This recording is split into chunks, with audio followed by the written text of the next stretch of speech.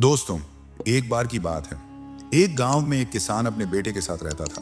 वो जिंदगी के मुश्किल से मुश्किल टाइम में भी शांत और पॉजिटिव रहता और हमेशा ये कहता, जो होता है अच्छे के लिए होता है, बस ऊपर वाले पे भरोसा रखो। उसके पास एक घोड़ा भी था जिससे वो बहुत प्यार करता था और उसे अपने परिवार का सदस्य मानता था। एक दिन वो घोड़ा कहीं चला गया। किसान ने पूरे गांव में उसे ढूंढा पर वो कहीं नहीं मिला।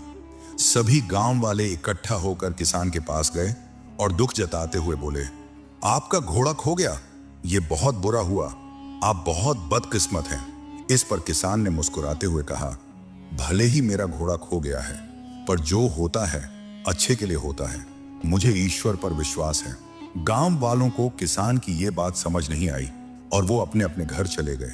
कुछ महीनों बाद वो घोड़ा वापस आ गया और इस बार वो अपने साथ कई और जंगली घोड़े भी ले आया।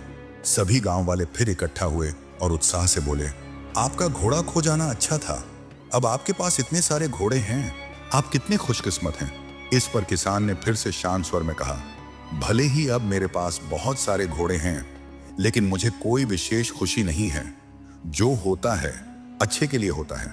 मुझे ईश्वर पर विश्वास है। गांव वालों को किसान की यह बात फिर से समझ नहीं आई और वो अपने अपने घर चले गए। कुछ समय बाद किसान के बेटे ने घुड़सवारी सीखना शुरू किया, लेकिन एक दिन वो घोड़े से नीचे गिर गया और उसकी टांग टूट गई।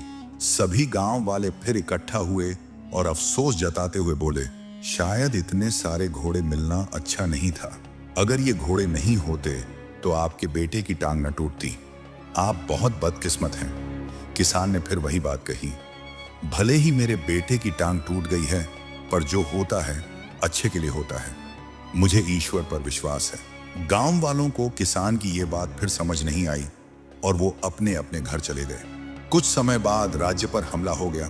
राजा की सेना कम पड़ने लगी, इसलिए सभी जवान लड़कों को सेना में भर्ती किया जाने लगा।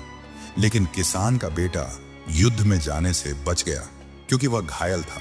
सभी गांव वाले फिर इकट्ठा हुए और भावुक होकर बोले, आपका बेटा युद्ध में जाने से बच गया, आप कितने खुशकिस्मत हैं। पर हम सब बहुत दुखी हैं क्योंकि हमारे बेटे युद्ध में चले गए। हमें नहीं पता वो वापस आएंगे भी या नहीं। गांव वालों ने किसान से पूछा, हमने आपको जीवन के मुश्किल से मुश्किल वक्त में भी शांत और पॉजिटिव रहते देखा है, आप ऐसा कैसे कर लेते हैं। किसान मुस्कुराया और कहा, हमेशा खुश और पॉजिटिव रहने के लिए दो बातों को समझना जरूरी है। पहली बात, लोगों की बातों को ज्यादा ध्यान मत दो, क्योंकि उनकी बातों को ध्यान देने का मतलब है अपनी खुशियों की रिमोट कंट्रोल दूसरों के हाथों में देना। अगर लोग आपकी तारीफ करेंगे तो आप खुश हो जाएंगे और अगर बुराई करेंगे तो आपको गुस्सा आएगा। अगर आप लोगों की बातों पर ध्यान दोगे तो आपका दिमाग अशांत हो जाएगा और आप अपने जीवन के जरूरी कामों पर ध्यान नहीं दे पाओगे। दूसरी बात, कभी भी किसी बात को तुरंत अच्छा या बुरा मत कहो। जिस तरह किसी किताब के सिर्फ एक लाइन को पढ़कर यह नहीं बताया जा सकता कि पूरी किताब अच्छी है या बुरी, उसी तरह लाइफ के किसी एक इंसिडेंट को देखकर यह नहीं कहा जा सकता कि वो पूरी जिंदगी के लिए अच्छी थी या बुरी। आज जो घटना अच्छी लग रही है वो कल बुरी साबित हो सकती है और आज जो घटना बुरी लग रही है वो कल अच्छी भी लग सकती है। जैसा कि हमने इस कहानी में देखा, आपके साथ क्या होगा वो आपके हाथ में नहीं है, लेकिन आपके कर्म आपके हाथ में हैं। इसलिए अपने कर्म और सोच को अच्छा बनाओ और बाकी चीजें ऊपर वाले के हवाले कर दो, क्योंकि जो भी होता है वो अच्छे के लिए ही होता है। बस ईश्वर पर भरोसा रखो। दोस्तों, हमारे आसपास कई लोग हैं जो अपनी जिंदगी में मुश्किल दौर से गुजर रहे हैं। हो सकता है कोई हिम्मत हार चुका हो, कोई खुद को अकेला महसूस कर रहा हो, या कोई अपनी परेशानियों से लड़ते लड़ते थक चुका हो। शायद सिर्फ एक सही बात सही समय पर किसी की पूरी जिंदगी बदल सकती है। अगर आपको यह कहानी पसंद आई और इससे आपको प्रेरणा मिली तो इसे जरूर शेयर करें।